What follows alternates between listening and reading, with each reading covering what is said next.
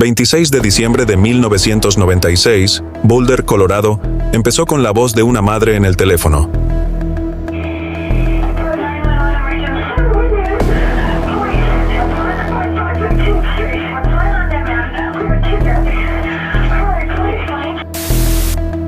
Era Patty Ramsey, que entró en pánico reportando un secuestro. Su hija de 6 años, John Ben, se había ido. Había una nota de rescate dejada atrás, exigiendo dinero, instando al silencio y amenazando de muerte. Pero entonces todo cambió. John Ben no estaba desaparecida. La encontraron en el sótano, ya se había ido. Y así, como así, esto ya no era un secuestro, era un homicidio.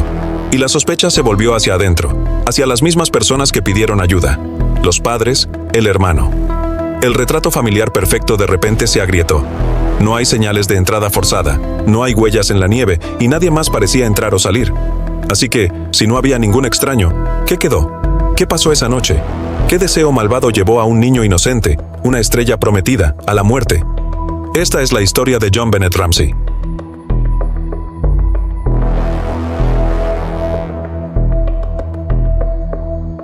Conoce a los Ramsey. Desde afuera eran el sueño americano. Los Ramsey vivían en 755 15th Street, Boulder, Colorado, en una gran mansión con fachada de piedra de casi 7,000 pies cuadrados, 5 habitaciones, una escalera de caracol. Era el tipo de casa que la gente señalaba y susurraba: debe ser agradable. En su comunidad, los Ramsey eran más que conocidos, eran admirados, ricos, caritativos, practicantes, una familia de altos estándares y apariencias aún más altas. John, el magnate de negocios; Patty, la ex reina de belleza; John Bennett, la estrella infantil; Burke, el hijo tranquilo. Se veían perfectos, pero no todo lo pulido es oro. John Bennett Ramsey era la imagen del éxito silencioso. Nació en 1943, un ex marín, graduado de la Universidad de Michigan. En 1996, era el director ejecutivo de Access Graphics, una floreciente empresa de distribución de computadoras con más de $1,000 millones en ingresos. Su bono de Navidad ese año fue de $18,000, una suma increíble para todos en ese momento. John era reservado, calculador, tranquilo.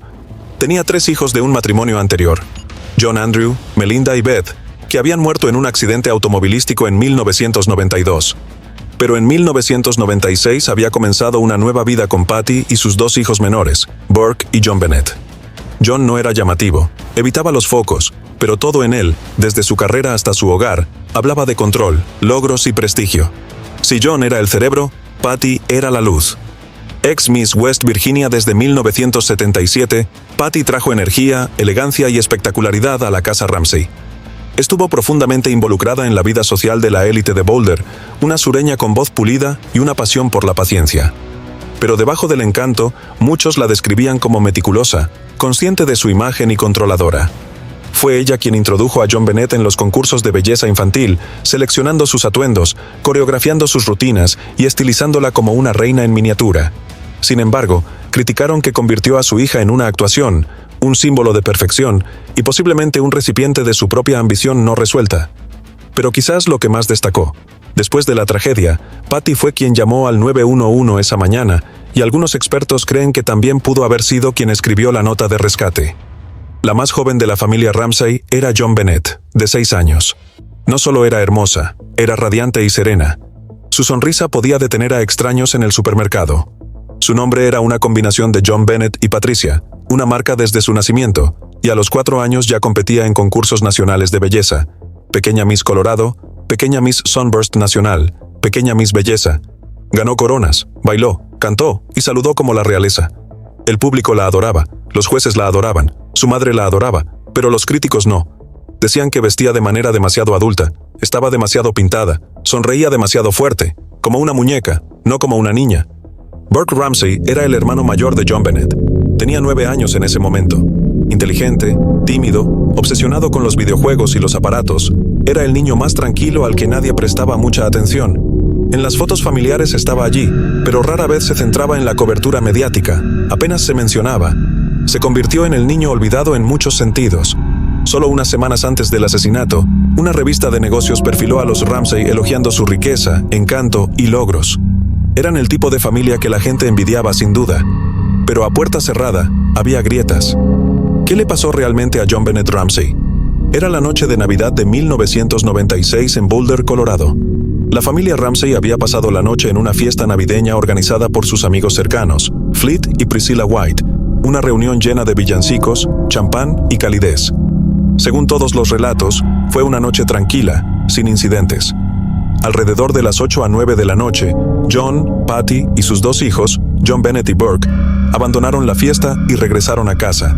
Según Patty, John Bennett se había quedado dormida en el auto, dijo que la llevaron adentro y la metieron en la cama. Se decía que Burke fue directo a su habitación y se quedó dormido sin decir palabra. Sin luces encendidas, sin discusiones, sin señales de nada fuera de lugar. En la mañana del 26 de diciembre, entre las 5:30 y las 5:45 de la mañana, Patty Ramsey dijo que se despertó temprano para comenzar el viaje planeado de la familia a Michigan. Mientras bajaba la escalera trasera hacia la cocina, notó algo extraño: un trozo de papel en uno de los escalones de madera. No era solo una nota, era una carta de rescate escrita a mano, de casi 3 páginas. El mensaje era extraño. Decía ser de una pequeña facción extranjera. Exigía $118,000, la cantidad exacta del bono de Navidad de John Ramsey ese año. Les advertía que no llamaran a la policía y amenazaba con, si no seguían las instrucciones, decapitar a su hija.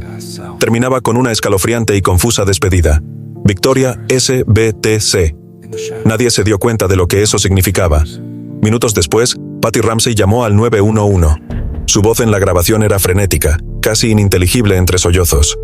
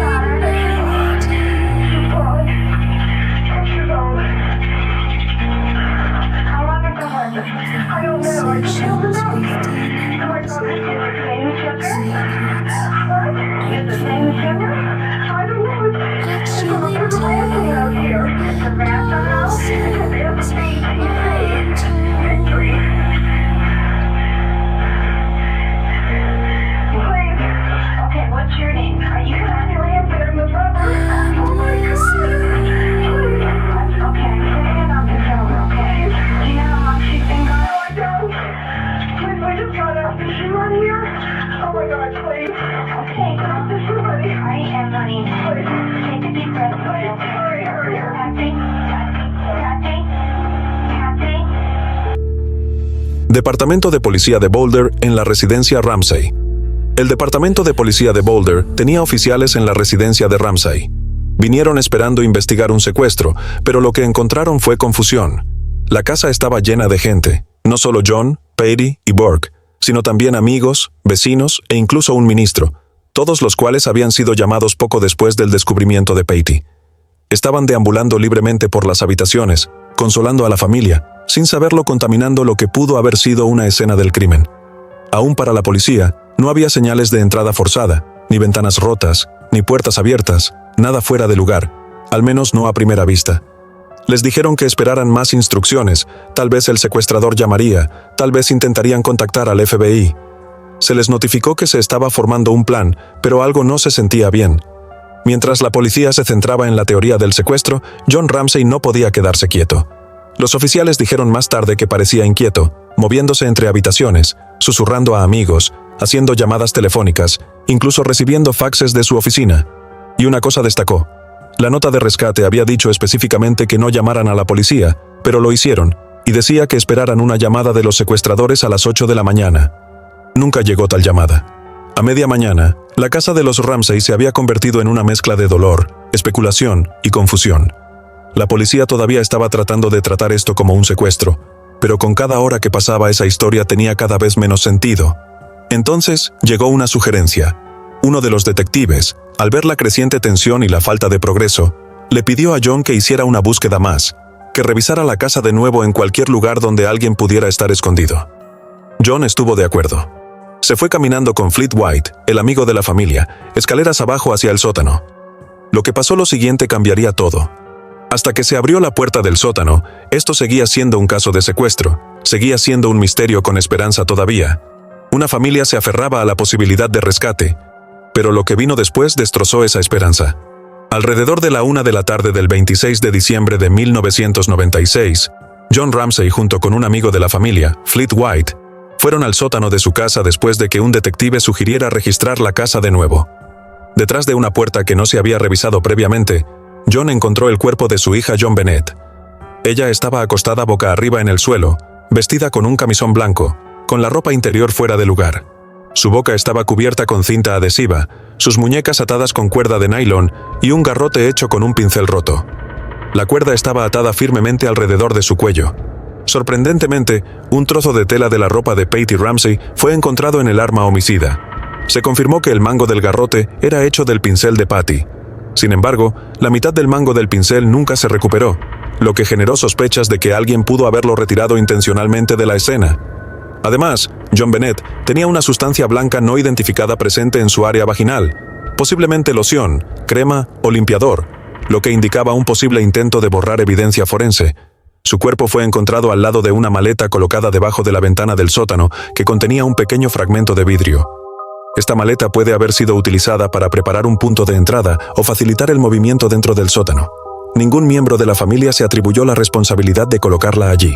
John reveló más tarde que la policía descubrió una puerta lateral abierta esa mañana, una entrada que rara vez se usaba y que la familia no se dio cuenta de que se había destrabado. En lugar de esperar a los investigadores de la escena del crimen, John llevó el cuerpo de John Bennett arriba, la colocó cerca del árbol de Navidad, le quitó la cinta y las ataduras y la cubrió con una manta. Desde el punto de vista de la investigación, esta acción comprometió irreversiblemente la integridad de la escena del crimen. Los hallazgos forenses iniciales estimaron la hora de la muerte entre la noche del 25 de diciembre y la madrugada del 26 de diciembre. La causa de la muerte fue estrangulación por garrote y un golpe severo en la cabeza evidenciado por una fractura de cráneo de 8.5 pulgadas. Los hematomas en las piernas y los hombros sugerían arrastre o lucha física. Había signos de agresión sexual. Una gota de sangre encontrada en su ropa interior contenía ADN que no coincidía con el de nadie de la familia. Un pequeño detalle sobresalía. Se encontró un tazón de piña con leche en la mesa de la cocina. John Bennett tenía piña sin digerir en el estómago. Las huellas dactilares de Burke estaban en el tazón, pero afirmó no recordar haberla comido. Patty negó haberla servido por completo. Se encontró una pequeña ventana del sótano parcialmente abierta. Se colocó una maleta debajo de ella, posiblemente para ayudar a entrar o salir. Sin embargo, las telarañas estaban intactas y no había ninguna alteración en el polvo ni huellas en la nieve afuera. Solo se encontró una muestra de ADN desconocida en la ropa interior de John Bennett y debajo de sus uñas. Un cabello largo encontrado en su mano tampoco coincidía con ningún miembro de la familia. La nota de rescate fue escrita en el membrete de Patty con un bolígrafo de su cocina. Se descubrió un borrador de nota en la basura. No se encontraron huellas dactilares extranjeras, solo las de los Ramsey. La escena fue mal manejada desde el principio. A los amigos y vecinos se les permitió caminar libremente por toda la casa, contaminando la evidencia. El sótano no fue registrado a fondo al principio. Burke fue enviado a la casa de un amigo antes de cualquier entrevista formal. Un oficial de policía apostado en la puerta principal no documentó a todas las personas que entraban o salían. Según se informa, Patty estaba más preocupada por la percepción de los medios que por encontrar a su hija. John contactó a abogados y expertos en relaciones públicas en cuestión de horas después del descubrimiento del cuerpo. Estas acciones levantaron sospechas. Se estaban preparando para el escrutinio en lugar de para el duelo. Mientras tanto, un oficial filtró el contenido completo de la nota de rescate a la prensa, causando caos público y comprometiendo la confidencialidad de la evidencia. Esta violación del protocolo de investigación adecuado creó más obstáculos para la investigación. Varias señales de alerta se pasaron por alto. El trauma sexual incluía tanto lesiones recientes como tejido en curación más antiguo, lo que sugería abuso previo. No hay evidencia de lucha o gritos. Es posible que John Bennett haya sido drogada, pero las pruebas toxicológicas fueron limitadas. Un residuo grisáceo en uno de los calcetines de John Bennett no coincidía con el entorno del sótano, lo que sugiere que pudo haber sido movida. La configuración de la ventana del sótano no tenía sentido físico como punto de entrada. El oficial Rick French había mirado la puerta del sótano antes, pero no la abrió creyendo que era solo un almacén. Ni John ni Patty preguntaron dónde estaba John Bennett en sus declaraciones iniciales. Una anomalía psicológica. Un hombre visto en una cámara de vigilancia de un supermercado cerca de la casa de los Ramsey esa noche nunca fue identificado ni perseguido. La evidencia se almacenó incorrectamente, causando una posible contaminación cruzada de ADN que obstaculizó las pruebas futuras. Todo esto pintó una imagen no solo de tragedia, sino de caos, de pistas no seguidas y errores que pueden haber ocultado la verdad. La escena del crimen, al final, no fue solo donde murió John Bennett, fue donde la justicia tropezó. Teorías y sospechosos que podrían haber hecho esto. Desde los primeros momentos de la investigación, la policía de Boulder se centró intensamente en dos teorías en competencia: que el asesino vino de dentro de la casa o de fuera. Con el tiempo, ambas direcciones arrojaron pistas preocupantes, pero ninguna ofrecía certeza. Comencemos con la dirección que los detectives persiguieron más agresivamente. La sospecha más inmediata recayó en la familia. A la policía le resultó difícil aceptar que un extraño pudiera haber entrado en la casa de los Ramsey, cometido un acto de violencia tan calculado y haberse ido sin dejar rastro alguno. La teoría de que el secuestro fue una puesta en escena surgió rápidamente. La nota de rescate, escrita con el bloc de notas y el bolígrafo de Patty, tenía casi 3 páginas manuscritas, una anomalía en los casos reales de secuestro. La solicitud de $18,000 y un rescate que coincidía exactamente con la bonificación de John Ramsey ese año sugería un conocimiento que solo poseería una persona con información privilegiada. Lo que aumentaba las sospechas de la policía era la total falta de pruebas que apuntaran a un robo. La ventana del sótano tenía telarañas intactas y una maleta debajo sin signos de uso. No había huellas en la nieve fresca fuera de la casa. Aún más extraño era que la familia afirmara que no sabían que la puerta lateral estaba abierta. Estos detalles en conjunto erosionaron la posibilidad de un intruso externo. El comportamiento de los Ramsey también atrajo escrutinio. Se negaron a someterse a las pruebas del polígrafo solicitadas por los investigadores, lo que profundizó aún más las sospechas y puso en duda su voluntad de cooperar plenamente con las autoridades. Retrasaron las entrevistas policiales durante semanas y contrataron abogados y consultores de relaciones públicas casi inmediatamente después del descubrimiento del cuerpo de John Bennett. Incluso en la frenética llamada al 911, ni John ni Patty preguntaron: ¿dónde está John Bennett? Un análisis detallado del comportamiento fue señalado por expertos como psicológicamente inconsistente con un pánico parental genuino. Los signos perturbadores de trauma sexual, incluyendo lesiones recientes y antiguas, así como una extraña sustancia blanca en su área vaginal, posiblemente loción o algún limpiador químico, pueden indicar un posible abuso continuo, posiblemente de alguien dentro del hogar. Además, ningún vecino escuchó gritos ni disturbios la noche del crimen. John Bennett no tenía heridas defensivas, lo que llevó a teorías de que pudo haber sido sedada. Desafortunadamente, las pruebas de toxicología fueron incompletas, dejando esta línea de investigación sin resolver, mientras que la policía se inclinó por la teoría de un trabajo interno. La idea de un intruso externo no fue descartada por completo. Apoyando esto, se encontraron fragmentos de ADN que no coincidían con nadie en la familia. Una pequeña ventana del sótano estaba abierta y una maleta estaba colocada debajo, aunque su condición no respaldaba el uso activo. Las imágenes de seguridad de una tienda cercana mostraron a un hombre merodeando por la casa de los Ramsey esa noche, pero esta pista nunca se siguió con vigor. Aún así, la teoría tenía debilidades significativas. No había huellas ni fibras que apoyaran una rotura en la casa. La nota de rescate tan elaborada y específica tenía poco sentido si John Bennett ya había sido asesinada. No se hizo ninguna otra comunicación para reclamar el rescate. Uno de los elementos más desconcertantes del caso seguía siendo la nota de rescate. Su extensión sin precedentes por sí sola levantaba sospechas.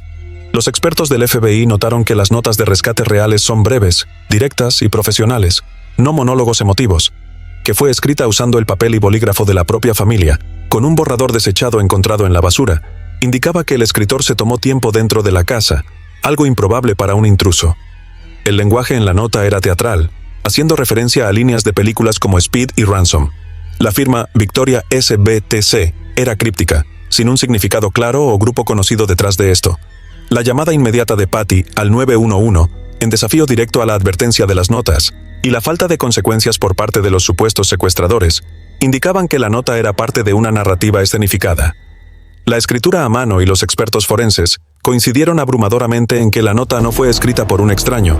Contenía demasiados detalles internos, empleó lenguaje cinematográfico y no produjo el resultado que una nota de rescate real perseguiría. Al final, mientras que ambas teorías tenían lagunas y complicaciones, el comportamiento de la familia Ramsey, las inconsistencias en sus declaraciones y los elementos fabricados de la escena del crimen obligaron a la policía a creer que el asesino vino de adentro. Pero sin pruebas definitivas, el caso permaneció suspendido entre la sospecha y el silencio. John Ramsey. Obviamente, la mayoría de las pruebas llevaron la investigación al miembro de la familia Ramsey. Así que, si esta dirección es cierta, ¿quién fue el asesino? Echemos un vistazo a la menos popular, pero todavía persistente, teoría de que el asesino pudo haber sido John Ramsey, el padre de John Bennett. Esta teoría comienza con un detalle sorprendente. John fue la persona que descubrió el cuerpo de su hija alrededor de la 1 de la tarde del 26 de diciembre.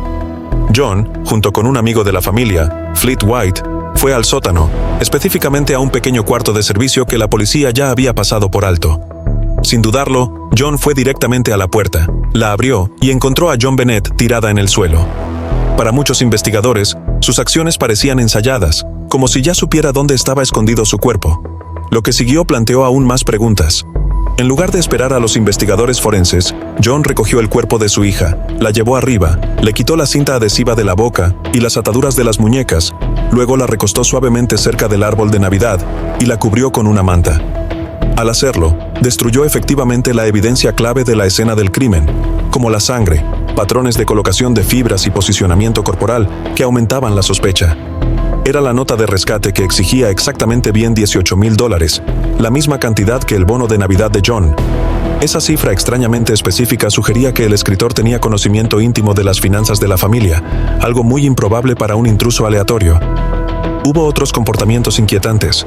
2 en las horas inmediatamente posteriores al descubrimiento del cuerpo de John Bennett, John parecía extrañamente tranquilo, en lugar de reaccionar con dolor o conmoción visible.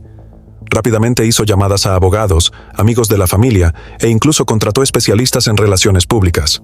Mientras que algunos lo atribuyeron a la conmoción, otros lo vieron como un control de daños calculado. También está el hecho de que John se negó a cooperar con las entrevistas policiales durante semanas después del crimen. No se sometió a una prueba de polígrafo hasta mucho después, y solo bajo la supervisión de un equipo considerado amigable con la familia. Esta renuencia alimentó la sospecha de que había algo que ocultar. Algunos teóricos han ido incluso más allá, sugiriendo que John podría no haber cometido el asesinato él mismo, sino que orquestó el encubrimiento. Creen que pudo haber ordenado a Patty que escribiera la nota de rescate y tomó la iniciativa en montar la escena para que pareciera un secuestro que salió mal. En esta versión de los hechos, John se convierte en el cerebro, la persona que coordina la narrativa, maneja los medios y protege a la familia del escrutinio. También hubo preguntas sobre las acciones de John después del asesinato. Nunca expresó un fuerte dolor público cuando Patty falleció en 2006. John permaneció en silencio en su mayoría. Rara vez habló sobre el caso de John Bennett. Nuevamente, en entrevistas, enfatizó cómo la familia había sido victimizada por el sistema de justicia y la prensa, pero mostró poca reflexión emocional sobre la pérdida de su hija. Algunos aspectos de su vida personal se sumaron a la inquietud. John había perdido a otra hija, Beth, en un accidente automovilístico años antes, y aunque no se conocen antecedentes de violencia o abuso, algunos antiguos colegas e informes mencionaron tensión y presión profesional dentro de Access Graphics, la compañía multimillonaria que John dirigía en el momento del asesinato. El momento del asesinato, coincidiendo con el pico de publicidad de la compañía, llevó a algunos a especular que preservar su imagen y carrera puede haberse convertido en una fuerza impulsora en cómo se manejaron las consecuencias. Aún así, la teoría de que John Ramsey fue el asesino sigue siendo la menos respaldada por evidencia física. No se encontró coincidencia de ADN en John Bennett. No hay una prueba irrefutable, pero su control de la conducta sobre la narrativa y las elecciones sospechosas en esas primeras horas críticas después del asesinato continúan alimentando la duda. Si bien no es tan ampliamente aceptada como otras teorías, la idea de que John jugó un papel central, si no directamente violento, en el crimen sigue siendo una posibilidad incómoda, y como toda teoría en este caso, existe en un espacio donde la sospecha persiste, pero la resolución nunca llega del todo. Patsy Ramsey también fue una de las principales sospechosas en este caso. Para entender la teoría de que Patsy pudo haber sido responsable de la muerte de su hija John Bennett, uno debe examinar el perfil estratificado de una mujer moldeada por la presión, el control y la imagen. Una ex reina de belleza coronada Miss West Virginia en 1977, Patsy fue criada en una cultura que valoraba la perfección, las apariencias y el reconocimiento público. Esa mentalidad la siguió hasta la maternidad. John Bennett no era solo su hija, sino un espejo de ella misma cuando era más joven. Desde los 4 años, la niña participaba en concursos de belleza infantil, vestía elaboradamente, hablaba para sonreír y actuaba con un nivel desconcertante de madurez. Sus amigos describían a Patsy como profundamente controladora y fácilmente agitada cuando las cosas no salían según lo planeado. Esta imagen de control probablemente fue puesta a prueba hasta sus límites en el momento del asesinato. Patsy se estaba recuperando de cáncer de ovario, una batalla que habría sacudido su estabilidad física y emocional. El ambiente del hogar era tenso, y según algunos investigadores, cualquier pequeño mal comportamiento, como mojar la cama o el desafío, podría haber desencadenado una respuesta desproporcionada. Una teoría sugiere que en la noche de Navidad, algo que hizo John Bennett, quizás mojar la cama, empujó a Patsy al borde. En un momento de ira, ella pudo haber golpeado a John Bennett en la cabeza, causando la fractura de 8.5 pulgadas. Al darse cuenta de la gravedad de la lesión, podría haber entrado en pánico y llamado a John para pedir ayuda. Desde ese punto, la teoría argumenta que comenzó un encubrimiento. El garrote utilizado en el estrangulamiento fue elaborado con un pincel roto identificado como perteneciente a Patsy y un cordón de nylon. Curiosamente, la mitad del pincel nunca fue encontrada, lo que implica un intento de ocultar o destruir evidencia incriminatoria. Un trozo de la ropa de Patsy también se encontró en el arma homicida. Patsy supuestamente escribió la nota de rescate con su propio bloc de notas y bolígrafo. Incluso se descubrió un borrador descartado en la basura de la casa. El tono de la nota, el lenguaje emotivo y las referencias teatrales a películas como Speed y Ransom llevaron a los perfiladores del FBI a creer que tenía una voz distintivamente femenina, no típica de las demandas de rescate criminales.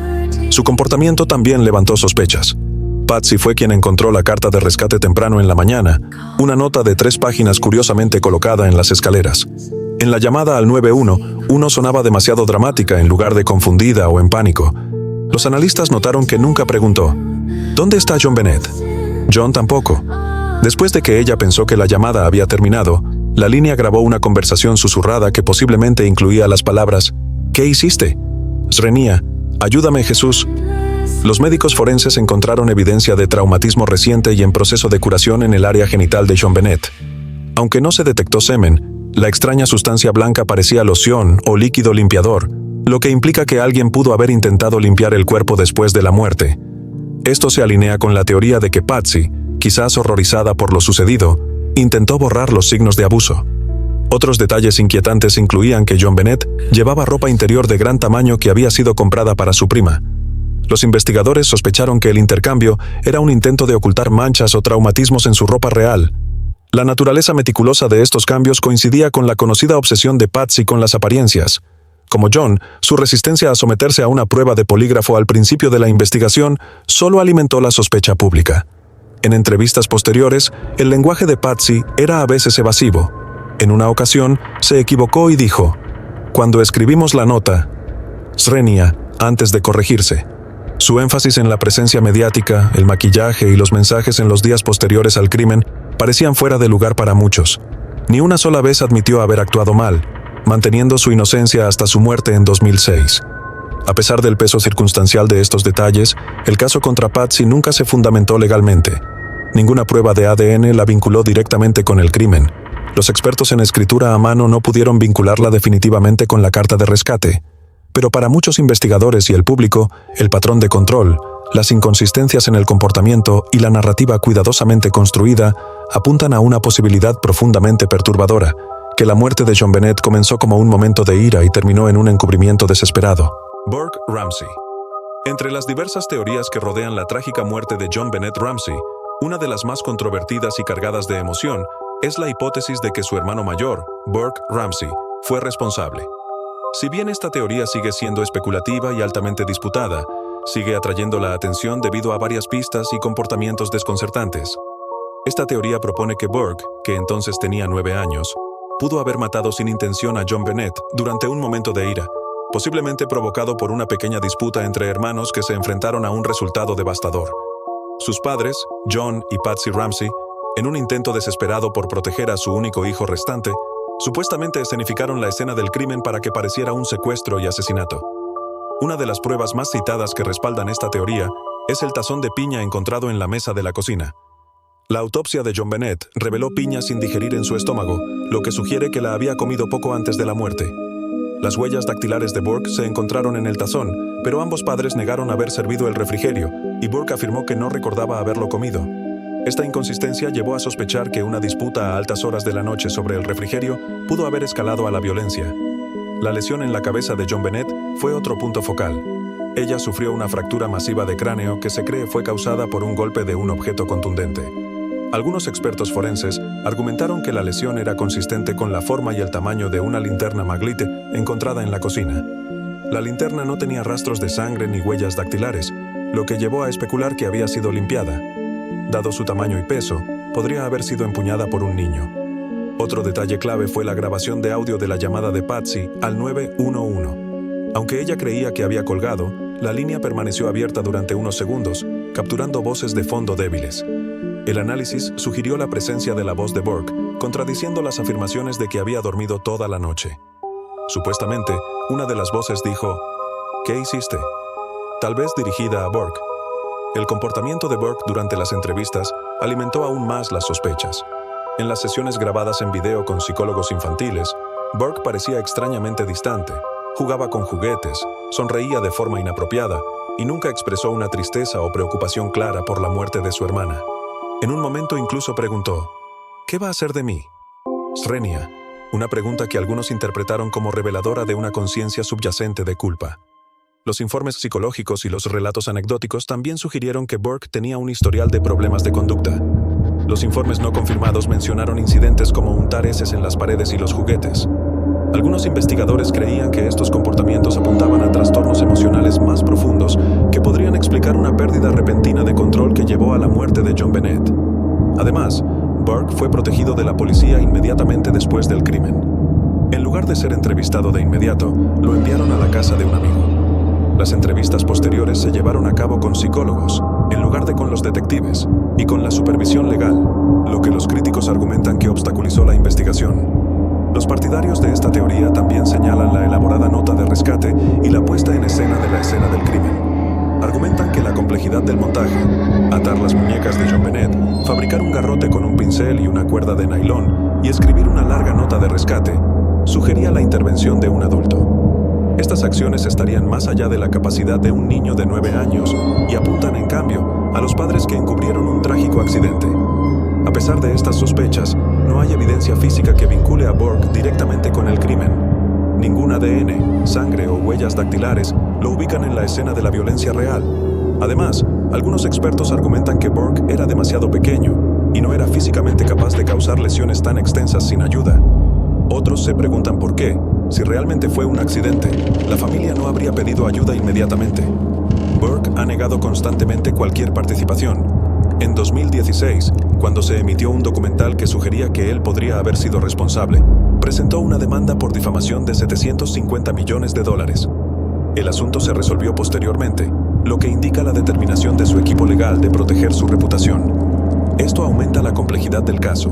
Un libro titulado Foreign Faction, del exinvestigador principal James Kohler, propuso una reconstrucción detallada basada en esta teoría, sugiriendo que Burke golpeó a John Bennett en un ataque de ira y que los padres organizaron el resto. Aunque controvertido y cuestionado por los críticos, el libro sigue siendo un punto de referencia importante para los defensores de esta teoría. Finalmente, la rara aparición pública de Burke en The Doctor. Phil Shaw reavivó el debate público. Los espectadores notaron su actitud sonriente y desconectada al hablar de la muerte de su hermana. Si bien algunos vieron esto como evidencia de culpa o represión, otros argumentaron que reflejaba la incomodidad y el trauma de revivir una tragedia infantil frente a una audiencia nacional. En resumen, la teoría de que Burke Ramsey pudo haber estado involucrado en la muerte de John Bennett se basa en evidencia circunstancial, interpretaciones psicológicas e inconsistencias en el comportamiento familiar. Carece de pruebas forenses concluyentes, pero continúa atrayendo escrutinio debido a preguntas sin resolver y la naturaleza extraña del crimen. Sospechosos externos. Desde las primeras horas de la investigación, la magnitud del escrutinio en el caso de John Bennett no tuvo precedentes. En el lapso de casi 3 décadas, cientos de personas fueron involucradas. 400 personas fueron documentadas en archivos policiales como parte de la investigación. 200 personas fueron entrevistadas formalmente, y a docenas se les pidió que proporcionaran muestras de escritura a mano, hisopos de ADN o pruebas de polígrafo. La policía siguió pistas en varios estados, coordinando con el FBI y otros departamentos locales. Pero, a pesar del alcance, las horas hombre, la atención de los medios y el acceso a recursos federales, ninguna persona ha sido jamás acusada. Se convirtió en una de las cacerías humanas más exhaustivas pero infructuosas en la historia del crimen real estadounidense. William Bill McReynolds. Durante las primeras etapas de la investigación, la sospecha pública se volvió brevemente hacia William Bill McReynolds, un profesor de comunicaciones jubilado de la Universidad de Colorado, conocido por su apariencia icónica, larga barba blanca, ojos suaves y disfraz completo de Papá Noel. Se había convertido en una figura querida entre los niños locales, incluyendo a JonBenét Ramsey. El 23 de diciembre de 1996, solo 2 días antes del asesinato de JonBenét, McReynolds había sido invitado a la casa de los Ramsey para jugar a ser Papá Noel en su fiesta familiar de Navidad. JonBenét, encantada por él, supuestamente le dio un frasco de purpurina como regalo de suerte, pidiéndole que lo guardara durante una próxima cirugía de corazón. McReynolds hizo justo eso, y más tarde dijo que sentía una conexión espiritual con la niña. Este detalle, junto con su historia personal y apariencia, se convirtió en una fuente de inquietud para los investigadores y el público. Una vez había experimentado el trauma del secuestro de su propia hija, que aunque sobrevivió, lo dejó profundamente afectado. Para algunos, esto indicaba problemas emocionales no resueltos que podían manifestarse de maneras extrañas. Las sospechas aumentaron aún más debido a su esposa, Janet McReynolds, quien había escrito una obra de teatro en 1976 sobre una niña que fue violada y asesinada en un sótano, un escenario escalofriantemente similar al destino de JonBenét.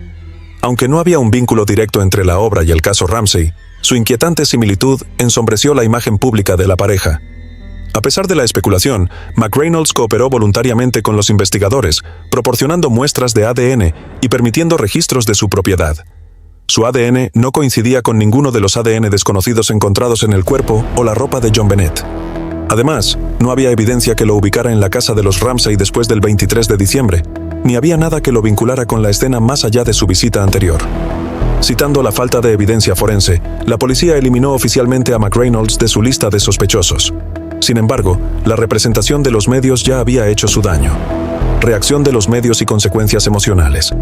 McReynolds y su esposa fueron condenados al ostracismo por su comunidad en Boulder. Declaró públicamente: "Me lastimaron permanentemente. Nunca volví a ser el mismo". A pesar de haber mantenido su inocencia hasta su muerte en 2002, la asociación pública con el caso lo persiguió por el resto de su vida. Se convirtió en un crítico vocal del Departamento de Policía de Boulder, acusándolos de incompetencia y desesperación al atacar a individuos inocentes. Creía que la investigación carecía de estructura y estaba más impulsada por la imagen en los medios que por un trabajo detectivesco sólido. Gary Howard Oliva. Entre la larga lista de personas investigadas en relación con el asesinato de JonBenét Ramsey, Gary Howard Oliva destaca por sus inquietantes antecedentes y su aparente proximidad al crimen. Gary Oliva, nacido en 1963, es un delincuente convicto con antecedentes penales que incluyen múltiples cargos de contenido indebido. Sus registros psiquiátricos indican que ha luchado con una enfermedad mental durante años y se ha sometido a tratamiento en varios centros de salud mental. A menudo se le describe como errático, inestable y potencialmente delirante.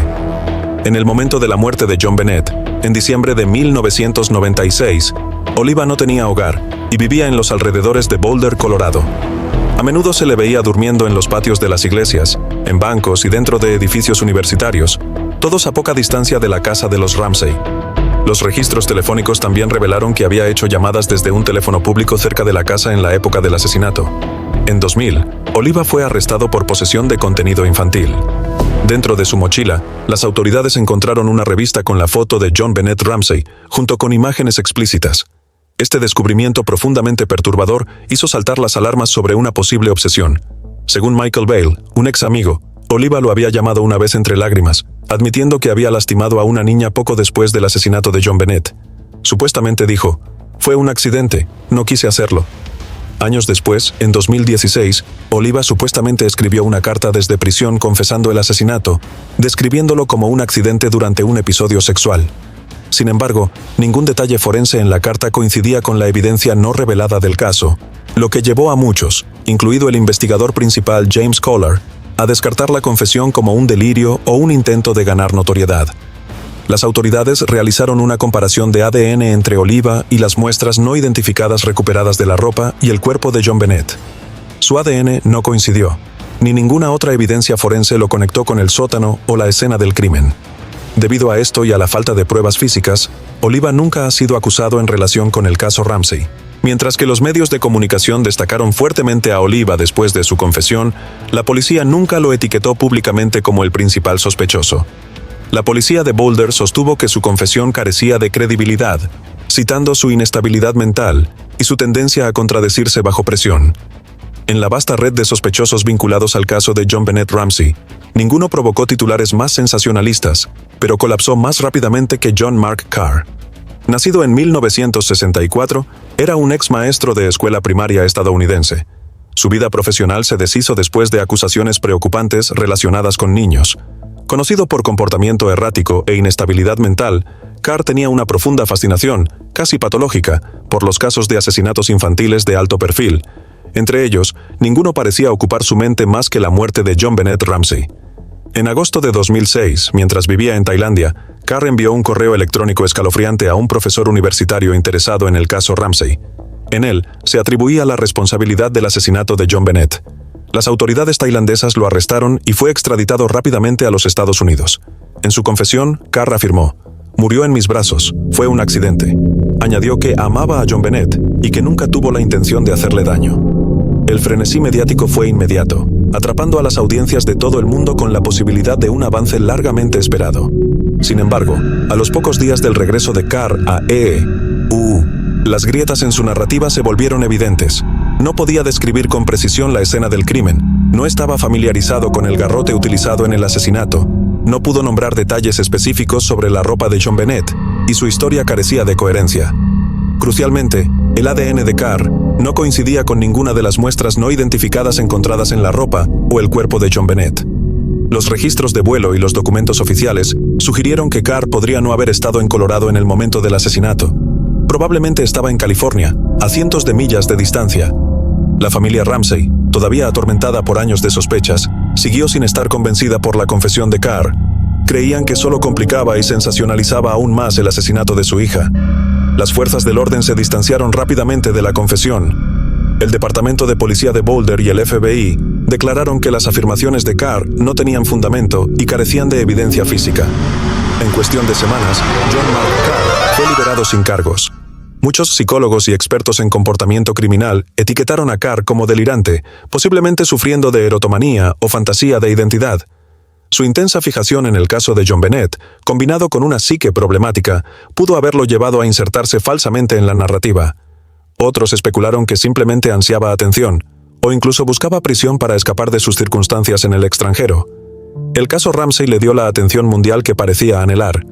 Después de su liberación, Karr cambió legalmente su nombre a Alexis Reich y se declaró transgénero públicamente. Sus años posteriores a la confesión se caracterizaron por un comportamiento errático adicional e investigaciones en curso por otros delitos relacionados con niños, aunque nunca ha sido acusado formalmente nuevamente en relación con JonBenét. El comportamiento de perfil de Michael Helgott y su muerte prematura han llevado a muchos investigadores y periodistas independientes a verlo como una de las figuras más sospechosas relacionadas con el caso. Michael Helgott nació a principios de la década de 1970 y trabajaba en un taller local de reparación de máquinas en Boulder, Colorado. Vivía en condiciones caóticas y a menudo era descrito por sus amigos como mentalmente inestable, con una fascinación por la violencia. Tenía antecedentes penales conocidos que incluían acusaciones de abuso infantil y posesión de materiales perturbadores, aunque nunca fue condenado por un delito sexual. Los informes también sugieren que tenía un patrón de crueldad hacia los animales, matando pequeñas criaturas por diversión, un comportamiento que los criminólogos suelen señalar como precursor de una violencia más severa. Pocos días antes de la Navidad de 1996, según se informa, Helgott le dijo a un amigo: «Algo grande va a pasar, algo que me dará entre $50,000 y $60,000. Ese comentario, hecho poco antes de que apareciera la nota de rescate de $118,000 en la casa de los Ramsey, les pareció a muchos un preludio inquietante. Si bien no tenía un vínculo directo con los Ramsey, Helgott vivía cerca de su vecindario y era conocido por circular en redes sociales y círculos no muy alejados de la familia. Algunos afirman que pudo haber visitado eventos relacionados con los Ramsey o haber estado vagamente relacionado con personas que los conocían.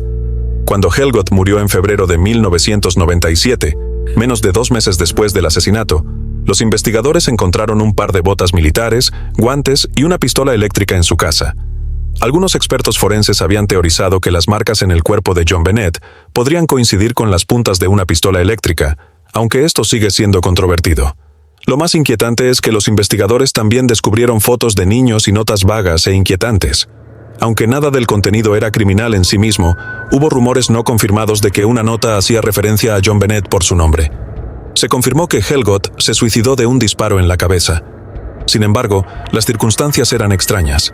El arma fue encontrada en su lado izquierdo, aunque era diestro, y no había quemaduras de pólvora en sus manos, un residuo típico encontrado en disparos de armas de fuego a corta distancia. Algunos creen que Helgott puede haber sido silenciado por otros involucrados. Investigadores privados como Ollie Gray y John San Agustín han afirmado repetidamente que Helgott probablemente fue asesinado como parte de un encubrimiento. Algunos teóricos creen que Helgott no estaba actuando solo. Supuestamente, se jactó ante sus amigos de tener zapatos que coincidían con las huellas encontradas en la escena. Además, un amigo y compañero de habitación, conocido por el apodo Bootman, también fue sospechoso de estar involucrado, aunque nunca fue investigado o acusado formalmente.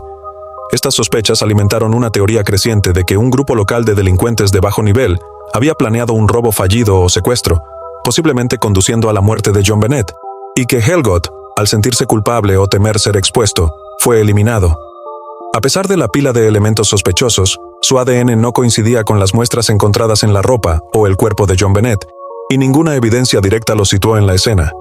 La policía de Boulder permaneció extrañamente callada sobre su perfil, lo que llevó a algunos a creer que su posible culpabilidad fue descartada o minimizada discretamente. Los amigos recordaron un cambio marcado en Helgott después del asesinato, una creciente ansiedad, paranoia y distancia. Se informó que dijo, «Nunca iré a la cárcel», en un tono que sugería fatalismo.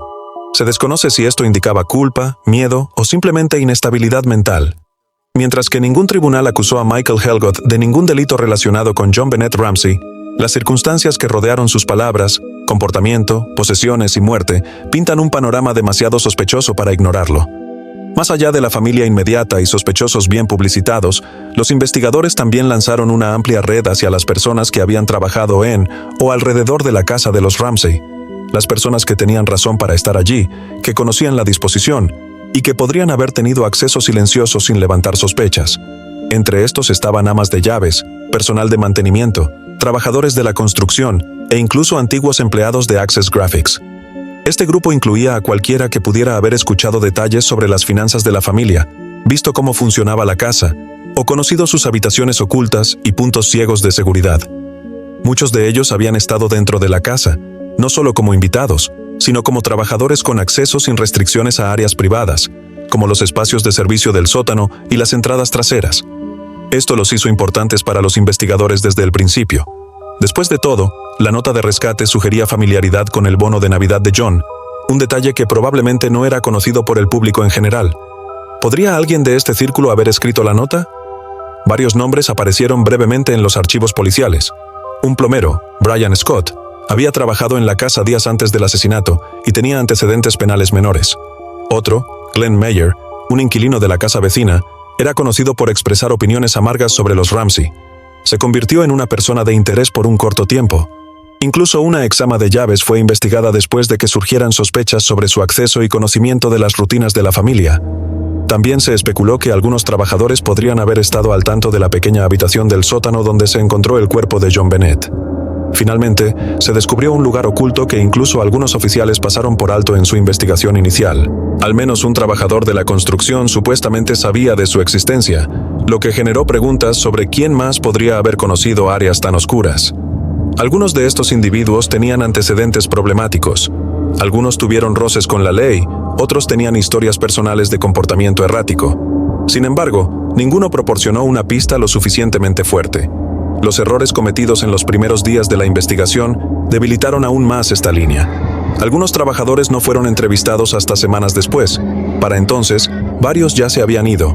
La policía de Boulder tampoco investigó a fondo los antecedentes penales, ni cruzó horarios, referencias o registros de trabajo de todos los posibles sospechosos en esta categoría.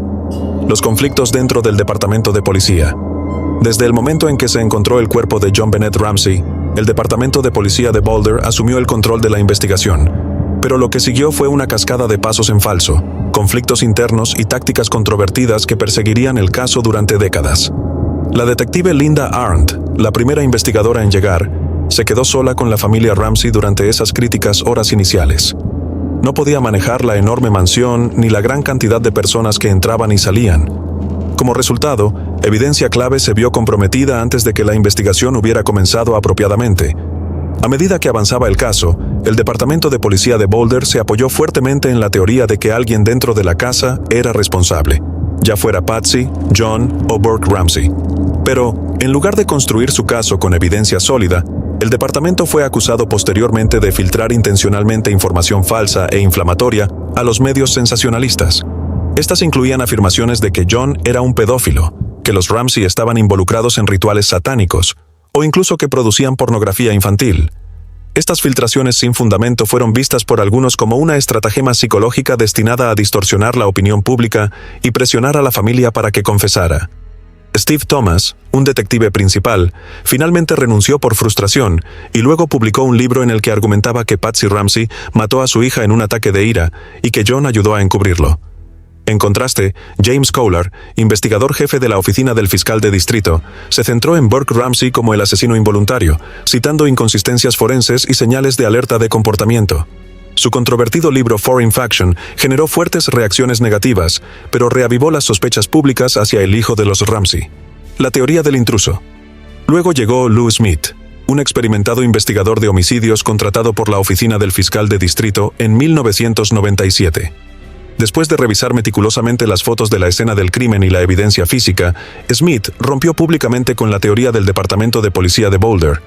Argumentó que la teoría del intruso tenía más peso, apuntando a ADN masculino no identificado en la ropa interior de John Bennett, una ventana rota en el sótano y, en particular, un par de marcas en la cara y la espalda de John Bennett, espaciadas exactamente a 3,5 centímetros de distancia, en consonancia con las puntas de una pistola eléctrica. Al menos 4 patólogos forenses independientes de varias jurisdicciones coincidieron en que pudo haberse utilizado una pistola eléctrica. Smith llegó a proponer exhumar el cuerpo de John Bennett para confirmar la teoría, pero John Ramsey se negó, diciendo: «Esa es mi hija, no un cuerpo. Está en paz». La insistencia de Smith en seguir este camino y la negativa del Departamento de Policía de Boulder a hacerlo crearon una grieta profunda y duradera. Smith renunció y continuó su propia investigación privada hasta su muerte, siendo una de las pocas figuras que se mantuvo consistentemente dedicada a la teoría del intruso. Mientras tanto, el jefe Mark Beckner y el fiscal de distrito Alex Hunter caminaron por una cuerda floja. A pesar de que un gran jurado en 1999 votó para acusar a John y Patsy por poner en peligro a un menor, lo que resultó en la muerte, Hunter se negó a procesarlos citando pruebas insuficientes. La decisión conmocionó a muchos dentro de las fuerzas del orden y dejó al público profundamente dividido. El sucesor de Hunter, Stan Garnett, optó por un enfoque más cauteloso, evitando el procesamiento sin pruebas definitivas y centrando sus esfuerzos en técnicas forenses modernas. Con el tiempo, otras figuras intentaron avanzar el caso. El Dr. Henry Lee, un científico forense de renombre mundial, brindó asesoramiento experto. El presentador, Dr. Phil McGraw, reavivó el interés público con su entrevista de 2016 con Burke Ramsey, cuya extraña sonrisa y comportamiento provocaron una renovada controversia. Durante todo el proceso, la desconexión entre el Departamento de Policía de Boulder y la oficina del fiscal de distrito siguió siendo un obstáculo evidente. Una agencia presionó para presentar cargos, la otra se resistió.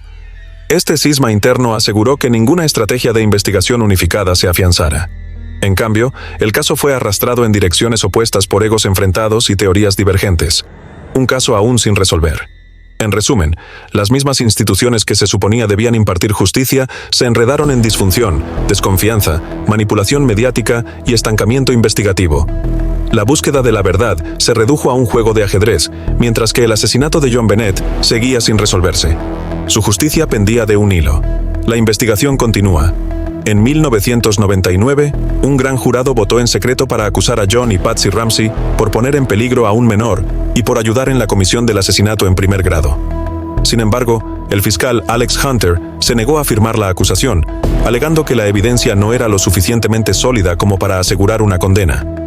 Esta decisión no se hizo pública hasta 2013, lo que llevó a muchos a cuestionar si la verdad se había ocultado al público durante años. Un punto de inflexión llegó en 2003, cuando pruebas de ADN más avanzadas aislaron un perfil masculino desconocido en la ropa interior y el pijama de John Bennett. Esto llevó a Mary Lacy, en 2008, a emitir una carta formal exonerando a la familia Ramsey, citando el ADN como concluyente. Sin embargo, los críticos argumentaron que este ADN podría provenir de contaminación durante la producción de la ropa y que no era suficiente para exonerar definitivamente a la familia. Ese mismo año se encontró ADN táctil tanto en la ropa interior de John Bennett como en la cintura de sus calzoncillos largos. Esto agregó peso a la teoría de que alguien fuera de la familia tuvo contacto directo con su cuerpo. Estado actual. En los años que siguieron, podcasts, documentales y artículos sobre crímenes reales continuaron manteniendo vivo el caso. Sin embargo, no hubo actualizaciones significativas por parte de las fuerzas del orden. En 2021, la policía confirmó que estaban trabajando con laboratorios forenses para reanalizar los datos restantes, utilizando tecnología moderna como la genealogía genética, que recientemente había resuelto otros casos sin resolver como el del Golden State Killer. Hasta 2023 no se anunciaron avances significativos. La frustración entre el público alcanzó un punto de ebullición. Más de 20.000 personas firmaron una petición exigiendo que el caso se reasignara al FBI o a un equipo federal de casos sin resolver. En respuesta, se formó el Equipo de Revisión de Casos Sin Resolver de Colorado, un grupo de trabajo multiagencia que incluye al FBI, la Oficina de Investigaciones de Colorado, la Oficina del Fiscal de Distrito de Boulder y laboratorios forenses públicos y privados. Esto marcó un cambio hacia una reevaluación completa de toda la evidencia física y testimonial. El alcance de este reexamen no tuvo precedentes.